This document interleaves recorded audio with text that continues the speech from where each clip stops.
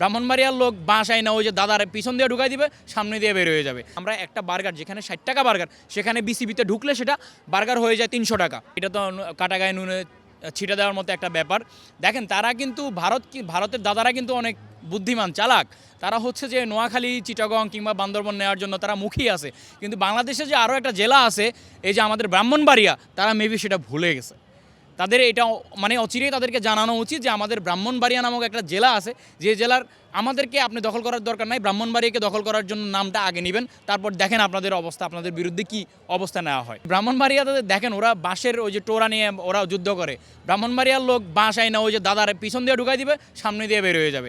দাদার এইসব ধরনের টিভিসি টকশো প্রচুর পরিমাণ আমাদেরকে কটাক্ষ করে তারা কথা বলে। যেমন আপনি দেখেন 2023 সালের যে বিশ্বকাপ, 2024-এর যে বিশ্বকাপ, কোন একটা টিভিসি নিউজ তারা আমাদেরকে কটাক্ষ করে নাই বলেন?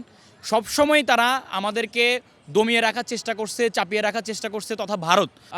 একটা জিনিস দেখেন, আমরা সবসময় বলছি যে আমরা ওই যে রোদে শুকানো এবং বৃষ্টিতে ভেজা ফ্যান। আমরা সবসময় বাংলাদেশ ক্রিকেটটাকে দেশে হোক বিদেশে হোক, দেশের মাটিতে হোক, যেখানে হোক আমরা সাপোর্ট করি এবং গিয়ে খেলা দেখি।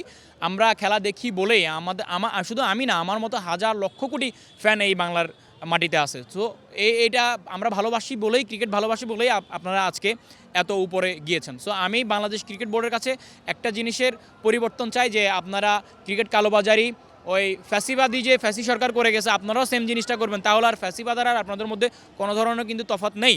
সো এই জিনিসটা মাথায় রেখে আপনারা কাজ করতে হবে। এবং আওয়ামী লীগ তথা আওয়ামী লীগ সমর্থিত যে বিসিবি সরকার ছিল, বিসিবি বোর্ড ছিল, সেটা হচ্ছে যে আপনাকে অবশ্যই তাদের যে ইতিহাস কী এবং তারা কী করেছিল এবং তার ফলাফল কী হয়েছে, এখান থেকে আপনাকে অবশ্যই শিক্ষা নিতে হবে। এবং আমরা জানি সবাই যে আমাদের বৈষম্য বিরোধী ছাত্র আন্দোলনের ছাত্রদের উপর নাম করেই একটা করা হইলো, এবং ওখানে বলা হচ্ছে যে আপনি বিনামূল্যে পানি পাবেন। ভাই, পানি নিয়ে আমি ঢুকতেও পারবো, পানি ওখানে খাইতে পারবো।